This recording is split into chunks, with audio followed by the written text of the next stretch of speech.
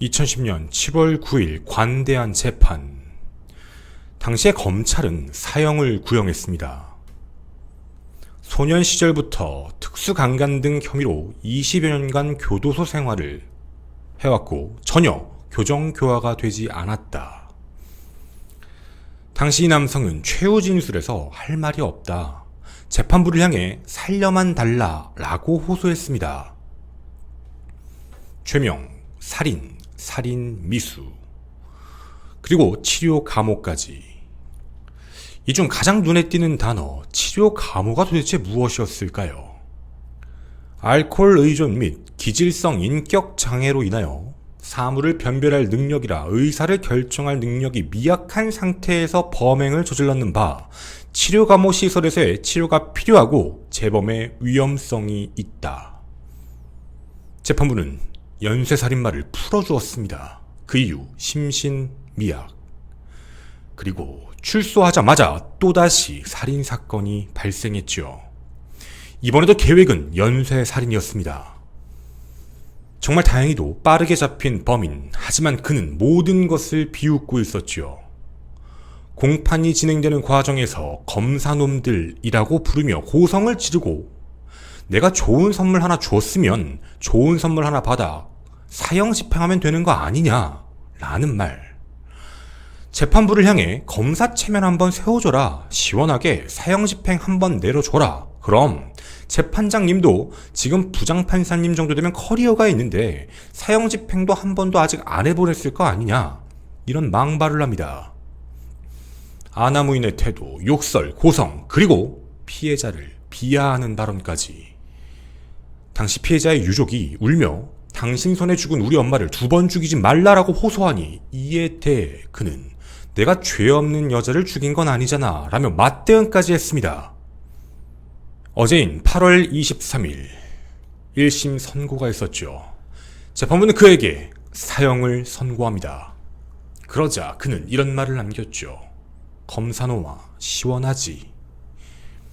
살인, 특수협박 혐의로 재판대에 섰던 60대 남성. 그는 1954년 10월 24일생 정두호입니다. 2023년 창원지법이 던진 날카로운 메시지, 무기징역은 해답이 아니다. 당신이 몰랐던 사건, 5번의 살인 미수, 연쇄살인마 정두호 편입니다.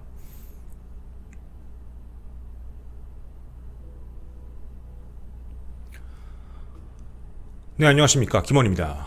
아마 기사로 접하신 분들이 많이 계실 것 같습니다. 저희에게도 어떤 사건인지 그 내막을 알려달라라는 요청이 쇄도했죠. 사실 정두호에 대해선 이미 사건 발생부터 준비를 하고 있었습니다. 그 이유가 저희에게 늘 도움을 주고 계신 한국심리과학센터에선 이미 2009년부터 그놈, 바로 정두호를 주시하고 계셨죠. 분명 사회에 나오면 안 될 놈이다. 그 수많은 경고에도 결국 치료 감호라는 관용을 베풀었지만 치료가 되지 않았고 결국 또 살인마가 되었습니다. 오늘 정두호의 끔찍한 범죄 행각들을 전하며 정두호를 비호하며 도움을 주고 유족을 협박해온 그들에게도 전하고 싶습니다. 이런 범죄를 네 가족에게 했다고 생각해도 정두호를 비호할 수 있을 것인가 라는 말이죠. 이 사건은 작년으로 거슬러 올라갑니다. 2022년 8월 하순경 창원시 의창구에 있는 한 카페를 운영하던 피해 여성 46세 A씨가 있었습니다. 그런데 그때 당시 그 커피숍을 자주 방문하던 사람이 바로 정두호였죠. 출소하고 얼마 되지 않은 상태였습니다.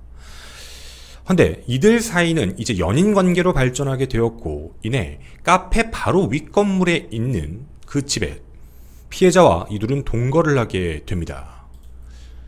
날짜로만 생각을 해보게 되면 2022년 8월 말에 교제를 시작해서 2022년 11월 혹은 12월쯤에 동거를 시작했다라고 정도는 진술을 했는데요. 사건 발생까지 걸린 시간은 불과 3개월에서 4개월밖에 안 걸렸습니다. 당시 주변인의 진술에 따르면 정두호는 자신의 여자친구이자 피해자에게 너가 좀 마음에 들지 않는 행동을 한다라며 카페를 아예 못하게 하겠다 라고 협박해 두꺼비집 전선을 뜯으라는 등 굉장히 폭력적인 행동을 해왔죠. 실제로 함께 살던 자녀들이 집을 떠나갔던 이유도 정도가 상습적으로 폭행하고 돈을 갈취해서 따로 살고 있었다고 합니다. 근데 신고를 하면 되지 않을까라는 문제가 있었는데요. 정도는 과거 조직폭력배에 몸담고 있었습니다. 자신의 그 힘, 자신의 지인들에 대한 권력을 과시하면서 내가 검거되고 내가 체포되면 내 지인들이 와서 너희를 전부 죽일 거다라는 말을 해 보복이 무서워 신고를 하지 못하고 있던 상황이었죠. 그렇게 정도는 날로 폭행의 강도가 심해졌습니다. 다툼이 있을 때마다 피해자의 팔과 다리에 멍이 들 정도로 폭행을 하거나 피해자의 핸드폰을 없애버리고 부셔버리는 등 상당히 폭력적인 모습을 보였죠. 결국 용기를 낸 피해자는 정도와의 관계를 청산하는 생각을 갖게 됩니다. 그리고 사건 발생 그날이 찾아옵니다. 2023년 2월 27일 낮 1시 20분경 정도는 피해자에게 이상한 메시지를 전송합니다. 창가의 남자 둘, 마스크 줄 한 번 보고 한 놈이 우리 집 쪽을 계속 주시한다. 잘 보거라. 남자가 당신을 계속 쳐다보더라. 이런 말, 마치 집착을 하는 듯한 모습이었죠. 전혀 그런 상황이 아닌데 혼자 그런 생각만 하고 있던 겁니다. 실제로 정도원은 사건 발생 4일 전인 2월 23일부터 집에 머물며 밖에 나오지도 않고 감시만 하고 있었던 상황이었죠. 이날도 아침부터 소주 2병과 맥주 5캔을 먹으며 계속 술을 취해 있던 상태였습니다. 낮 3시 55분경 집에 그대로 피해자를 감시하고 있던 정도. 잠깐 카페에서 물건을 가져오기 위해 집으로 올라갔던 피해자와 말다툼이 시작됩니다. 그때 정도원은 식칼을 들고 위협하기 시작하죠. 이건 또 다른 지인과의 카톡에서 확인이 가능했습니다. 오후 4시 6분경 피해자가 아는 지인에게 보낸 카카오톡 메시지였는데요. 정도가 집에 칼을 들고 있는데 말려야 될 것 같다. 밖에서 맥주를 사서 좀 얘기를 해봐야 되겠다. 다시 커피숍에 못 가니까 커피숍에 불 좀 꺼달라 라고 요청을 합니다. 그렇게 피해자는 4시 22분경 집 근처에 있는 편의점에 가서 소주 2병과 맥주 8캔을 사서 다시 집을 향하게 되죠. 싸우려는 게 아니었습니다. 그냥 잘 풀어보기 위하고 달래기 위한 방식이었죠. 그런데 지금부터의 내용은 정도의 진술일 뿐입니다. 5시 20분경 정도는 이내 갑자기 흉기를 들고 피해자의 복부를 공격하기 시작합니다. 아주 끔찍할 정도의 공격이었죠. 정도가 말한 그 이유는 자신에게 피해자가 늙은 새끼라고 말해서 내가 무시를 당한다라는 생각에 화가 나서 찔렀다라는 이상한 이야기를 합니다. 분명 당시 피해자는 당시 상황을 정리하고자 술을 사서 직접 갔던 상황인데 갑자기 이런 말을 들었다라는 주장을 하고 있죠. 결국 이 끔찍한 공격을 받았던 피해자는 2023년 3월 1일 오전 5시 18분 과다출혈로 인한 저혈량성 쇼크로 야기된 다발성 장기부전으로 숨지게 됩니다. 살인사건으로 전환되었죠. 사실 당시 현장에서 빠르게 응급치료를 받으면서 병원으로 갈 수 있었던 이유는 딸 때문이었습니다. 밖에서 비명소리를 들었던 딸과 딸의 친구, 그 소리를 듣고 이내 현관문을 열어보려고 했는데 문을 열어주지 않았던 거죠. 계속해서 열어달라고 하자 문을 연 사람, 흉기를 들고 있었던 정도였습니다. 딸이 깜짝 놀라 그 모습을 영상으로 촬영하려고 하자 그때 흉기를 갑자기 딸에게 공격을 하기 시작합니다. 이렇게 검거된 정두호. 사실 이 사건만 놓고 보면 내연관계, 함께 동거하던 사이에서 어떤 문제가 생겨 살인을 저질렀다라고 보여지는 대목입니다. 그런데 검거된 정두호의 전과는 매우 끔찍하고 놀라웠습니다. 소년범부터 1970년에서 2022년까지 총 14회의 징역형을 복역했던 사람.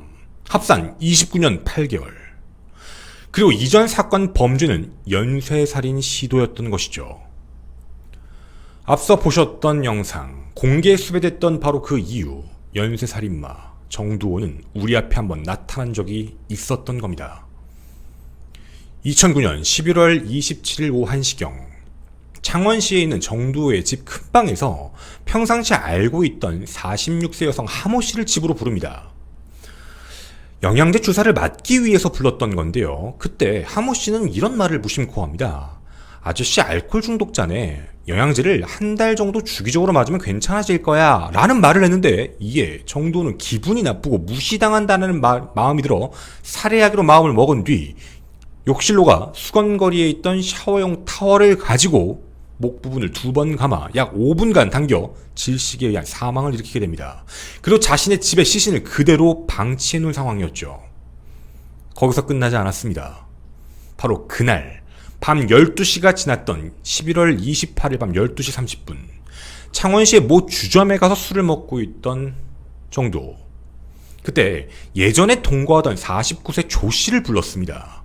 그리고 대뜸 이상한 이야기를 하죠. 너 내 영치금 네가 받아서 탕진했지 라는 이상한 소리를 합니다. 이에 대해 조 씨가 그런 적이 없다라고 얘기하니까 정도는 그럼 집에 가서 영수증 같이 확인하자 라고 피해자를 유인합니다. 새벽 4시 30분 정도의 집에 도착했죠. 분명 그 안엔 이미 살해된 시신이 있었습니다. 근데 내용을 살펴보니까 전혀 그런 근거가 없었죠. 이에 분노했던 피해자 조 씨가 언제 돈을 줬냐, 인생 그렇게 살지 마라 라는 말을 하자 갑자기 정도원은 생각을 바꿉니다. 기분이 나쁘다라는 이유로 살해하기로 마음을 먹었죠. 피해자가 목에 걸었던 스카프를 양손으로 잡아당겨 약 1, 2분간 계속해서 조읍니다. 그 이후 피해자가 축 늘어지자 이미 사망한 줄 알고 자리를 두고 떠났던 것이죠. 하지만 정말 다행히도 피해자가 정신을 차리고 그렇게 신고를 하게 됩니다. 집안엔 다른 시신 한 구가 놓여있는 상황이었죠. 그렇게 범행을 일으키고도 정도는 멈추지 않았습니다. 11월 29일 바로 다음 날이었습니다. 오전 10시 25분경 창원시의 노러의 주점에서 평소 알고 지내던 후배 46세 임씨와 함께 술을 마시고 있었는데요. 임씨가 내가 다시 도박판을 열 건데 형님은 술에 취하면 오지 마세요 라는 말을 했더니 이 말에 또다시 무시한다는 느낌이 들었다고 합니다. 죽여야 되겠다라고 마음을 먹고 전화를 거는 척하며 뒤로 다가가 소지하고 있던 과도로 목 부분을 찔렀습니다. 정말 다행히도 피해자가 정도의 손을 밀치고 밖으로 빠져나가 미수에 그쳤지요. 이렇게 자신이 아는 지인들을 한 명 한 명 살해하고 있었습니다. 2009년 당시 검거됐던 정두호. 정두호는 과연 다시 세상에 나올 자격이 있었던 게 맞을까요? 말이 되게 이상합니다. 나 그냥 기분 나쁜 말 했다라는 이유만으로 그렇게 사람들을 연쇄적으로 죽이고 다녔다. 그런데 날짜가 매우 이상합니다. 이 사건도 출소된 지 얼마 안 돼서 범행을 일으키기 시작했는데 자신의 주변 지인들을 향해 공격을 했다라는 좀 의아한 점이었죠. 그렇게 공격성과 폭력성이 매우 심했던 정두호. 그런데 당시 경찰의 심리면담 결과가 매우 이상했습니다. 내성적이고 충동적인 성격이긴 한데 정상적인 사람으로 분류된다. 문제는 술이었다. 술만 취하면 충동적인 성격이 표출돼서 주변 이웃들조차 언제 변을 당할지 모를 정도로 두려운 사람이다. 술 취한 정도에게는 사람의 목숨 따위는 의미가 없다. 이게 경찰의 심리 결과였습니다. 앞서 말씀드리로 당시 검찰은 사형을 구형했죠. 절대로 밖에 나와서 안 될 사람이다. 또다시 범죄를 저지를 것이다. 하지만 당시 재판부는 관용이 매우 넘쳤습니다. 술 때문이다 라는 거였죠. 정신적으로 문제가 있는 게 맞네. 그런 혼자만의 생각으로 이런 범죄를 연쇄적으로 저질렀으니까 이 사람은 치료를 받아야 하는 게 맞다 라는 판단이었습니다. 그렇게 사형을 선고한 연쇄살인마에게 징역 12년을 선고한 것이죠. 저희가 앞서 말씀드린 많은 기관도 정두호를 주시할 수밖에 없었던 이유였습니다. 얘 분명 출소하면 또다시 사고 칠 것 같다. 출소한 직후부터 긴장의 끈을 놓칠 수 없었습니다. 하지만 결국 또다시 살인을 저질렀죠. 그런데요, 놀라운 이야기가 하나 있었습니다. 이번 당시에도요, 연쇄 살인을 계획하고 있었다라는 내용들이 들어왔습니다. 정도는 실제로 자기가 출소하면 앞선 사건의 유가족들을 죽이겠다라는 협박을 자주 해왔다고 합니다. 정말 이번 사건에서 정도가 바로 검거가 돼서 유가족에게 가지 않았던 것이지, 정도는 다음 목표가 과거 자신을 감옥에 집어넣었던 유가족들을 찾아가려고 했다라는 말이 돌고 있을 정도였죠. 그만큼 굉장히 끔찍한 범죄 계획을 세워있던 그런 범죄자입니다. 사형 선고. 여러분은 어떤 생각이 드시나요? 아마 제일 많이 드는 생각이 이거 같습니다. 얘 분명히 항소할 거고 항소심은 또 관용이 넘쳐서 감형시키지 않을까라는 그런 불안감이죠. 물론 그럴 수 있습니다. 하지만 오랫동안 정도를 지켜봤던 많은 분들은 이런 이야기를 합니다. 얘 지금 거의 될 대로 되라 라고 하고 있는 상황이라 자기 스스로가 항소장을 제출하지 않을 가능성이 매우 높다. 일주일입니다. 그 안에 내지 않으면 자연스럽게 자동으로 확정 판결이 나는 사형수가 되죠. 굉장히 오랜 시간 텀을 두고 만들어진 사형수가 되는 겁니다. 자, 그럼 사형 판결에 대한 이야기를 좀 해보고 싶습니다. 아마 지금 이 방송을 보시는 분들 중에 이거 사형 선고가 어떻게 나왔지? 라는 생각이 드시는 분들도 계실 겁니다. 분명 재판 공판 당시에 매우 삐뚤 모습, 반성하지 않는 모습을 보인 건 아는데 굳이 이런 것만 가지고 사형이 나올 수 있을까? 아마도 이런 분들은 저와 과거부터 진행했던 방송의 선례들을 기억하실 가능성이 높습니다.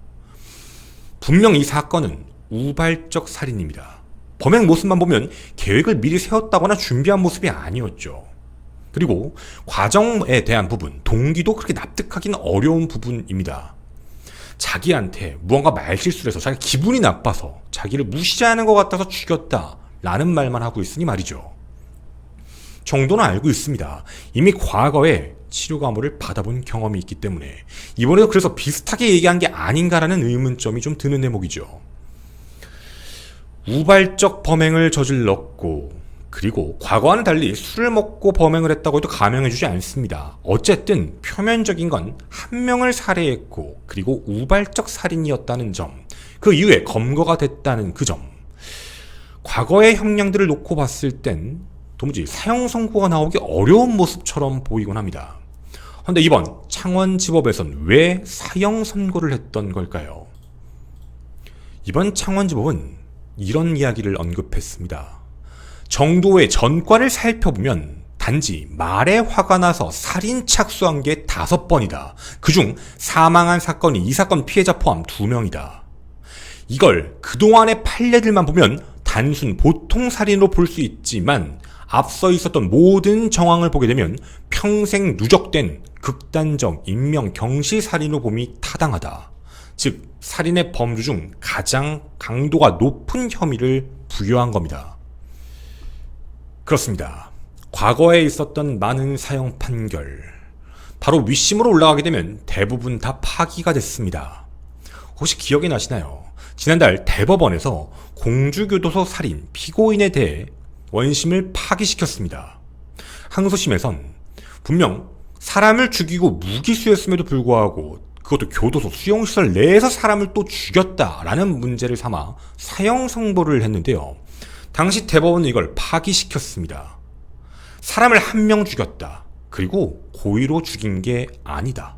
단 1명이 죽였다라는 그 불가하다는 말, 그 대법원의 말이 있었지요. 사실 이 말을 이 사건에 그대로 대입해보면 정도 역시 과거 모든 전력을 제외하면 1명의 피해자만을 살해했습니다. 그리고 중대범죄라고 일컫는 성범죄 혹은 사체 훼손 같은 것도 없었죠. 이건 현재 창원지법에서 한 가지 메시지를 던졌다라는 걸 볼 수 있는 대목이라고 합니다. 도대체 어떡하라는 것인가? 누가 봐도 무기징역을 주기에도 아까운 이런 극악한 살인마를 다시 무기를 주거나 유기징역을 주는 게 맞다라는 판결로 보이는가? 라는 대법원을 향한 메시지라는 것이죠. 창원지법에서 던졌던 그 사형 선고, 이게 만약 확정 판결이 나버리게 된다면 이제 2023년 새로운 판례가 만들어지는 겁니다. 저희가 과거 방송에서 이래서 사형이 안 된다, 저래서 사형이 안 된다 라고 얘기했던 많은 법원들, 하지만 그 모든 것들을 뒤집는 이야기가 이번에 나오게 된 것이었죠. 따라서 법원과 담당 재판부의 성향에 따라서 사형 선고는 분명히 기준점이 달라진다라는 법의 맹점까지 한번 보여준 것입니다. 대한민국은 현재 사형제가 있습니다. 집행을 하지 않지요. 선고를 잘 하지도 않는 상황입니다. 무기징역이 있습니다. 하지만 그 무기징역에 대한 범주도 매우 넓고 그리고 그 안에선 가석방될 가능성도 매우 높죠. 이제 이 부분에 대해서 더 구체적으로 정확하게 판단을 내려야 되는 게 아닌 걸까요? 이번에 사형 선고를 한 창원지법에서도 이런 말을 남겼습니다. 피고인을 사형에 처한다. 그리고 30년간 위치 추적 전자장치 부착을 명령한다. 사형수에게 왜 위치 추적 전자장치 부착 명령을 내린 걸까요? 이것도 출소될까 봐라는 두려움입니다. 그만큼 법에 허점이 많다라는 그 뜻을 판사가 직접 어필을 하고 있는 대목이죠. 수많은 피해자들이 생겼습니다. 어머니를 잃은 자녀들, 그걸 목격한 딸, 갑작스러운 어머니의 사망으로 첫째 자녀는 학업까지 중단하고 생계를 꾸려나가고 있는 상황. 또 유가족들은 두려워하고 있습니다. 평소 정두호가 언급해온 그 주변인들이 보복을 해올까라는 두려움 때문이죠. 정두호는 재판부에 이런 문서를 냈다고 합니다. 반성하고 있어요. 근데 내가 잘못한 게 아니에요. 피해자를 만나면서 일이 꼬였어요. 피해자가 다른 남자를 만나면서 나를 돈 때문에 이용한 것 같아요. 피해자가 나 때문에 문제가 많은 것을, 남자 때문에 문제가 많은 걸 알고 있어요. 그날따라 너무 화가 나고 나를 무시해서 그런 일이 발생한 것 같습니다. 라며 모든 책임을 또다시 피해자에게 돌립니다. 1970년에도 2009년에도 2023년에도 정도는 똑같은 핑계를 대고 있습니다. 정도는 알고 있었죠. 2023년 법은 꽤나 많이 바뀌어 있다는 것. 과거 자기가 이상한 모습을 보이면 넌 치료 감호를 시켜야 돼. 너는 정신적으로 문제가 있구나 라고 인정해 주었던 그런 기강과 달리 더 철저한 수사를 하게 됩니다. 정신적으로 문제가 있다고요. 실제로 그가에게 나타난 정신적 질환은 우울증, 공황장애가 전부였습니다. 그 이외에는 어떤 것도 없었죠. 이런 사실을 알아서였을까요? 그때부터 완전히 태도를 돌변합니다. 검찰에서는 소환을 4번이나 불렀는데 가지 않았죠. 이런 말을 합니다. 니네가 직접 와라. 오면 만나 주겠다. 만나러 가자. 내가 몸이 빨리 회복돼야지. 그래야 너희들을 도와줄 수 있잖아. 내가 몸이 힘들면 어떤 행동할지도 몰라. 이런 말을 합니다. 그리고 법을 너무 잘 알고 있습니다. 나 빨리 기소 좀 시켜. 기소가 돼야 밖에 전화할 수 있어. 그 전화 누구에게 하는 걸까요? 바로 보복범죄에 대한 그 마인드입니다. 당장 오늘 기소해달라면 이상한 요구까지 하며 검찰을 어떻게든 조롱하고 이용하려고 했죠. 끝으로 정도가 2023년 8월 18일 제출한 내용 증명을 읽어드리도록 하겠습니다. 검사놈이나 검사 서기놈이나 사형을 구형한 부분에 있어 두 놈이 잠도 못 자고 선고가 사형이 나오길 목숨 걸고 학수고대하고 있을 겁니다. 재판장님들 세 분께서도 이놈들 소원 한번 들어주시길 바랍니다. 피고인같이 사람을 살해하고도 반성이나 뉘우침 없이 법정에서 뻔뻔스러운 행동을 한 피고인에게 경종을 울리지 않는다면 앞으로 수많은 살인범죄자가 계속 이어질 것이라고 피고인은 생각합니다. 라고 기재를 했습니다. 나는 사회에 필요하기다. 나에게 사형을 달라. 라고 얘기했던 정두호. 왜 이런 말을 하는 걸까요? 네, 정도는 사형을 받길 원할 겁니다. 사실 대신 항소를 안 할 거라는 생각이 더 지배적입니다. 여러분도 아마 이제 비슷한 생각이 드실 것 같은데요. 이미 수많은 교도소 생활을 했던 정두호. 그는 하나 알고 있습니다. 무기수보다 사형수가 편하다는 것. 그리고 사형수, 사형집행을 하지 않는다는 것.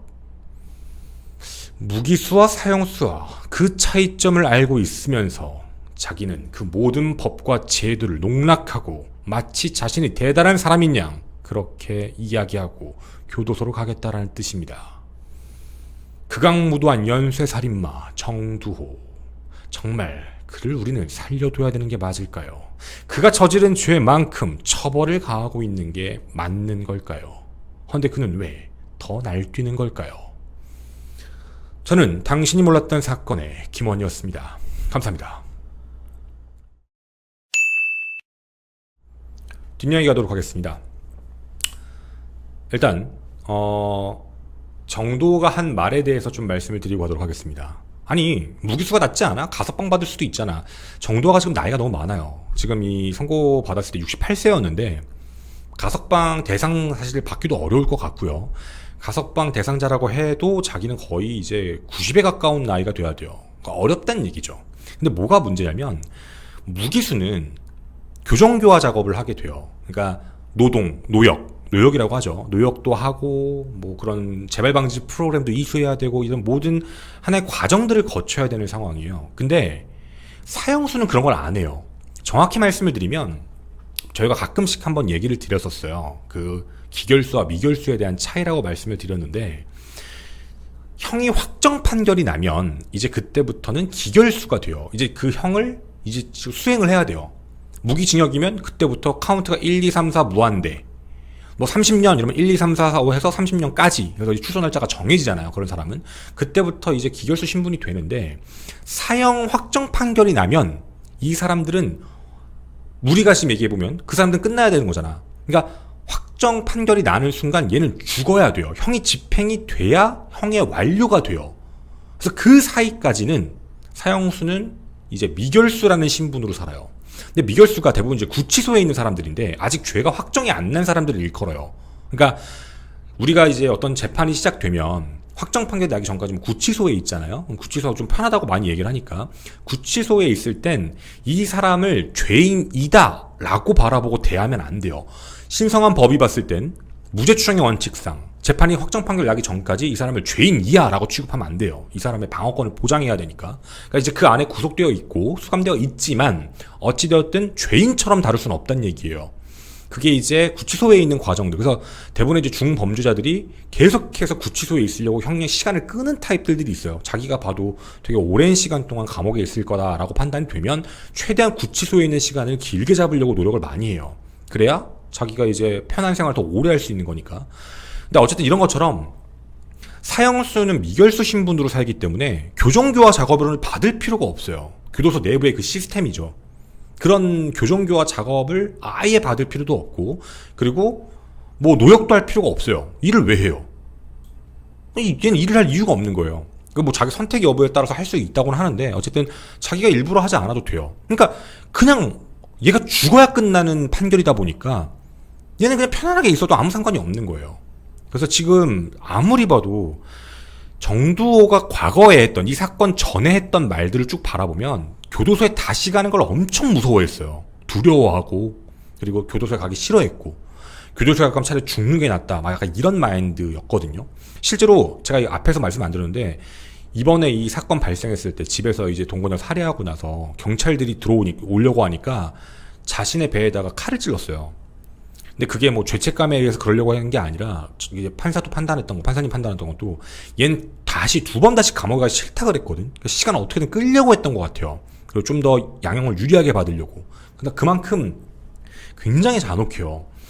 근데 정도가 그래서 사실 지금 노리고 있는 대목은 무기수보다는 차라리 사형수가 낫다라고 판단했을 가능성이 높아요.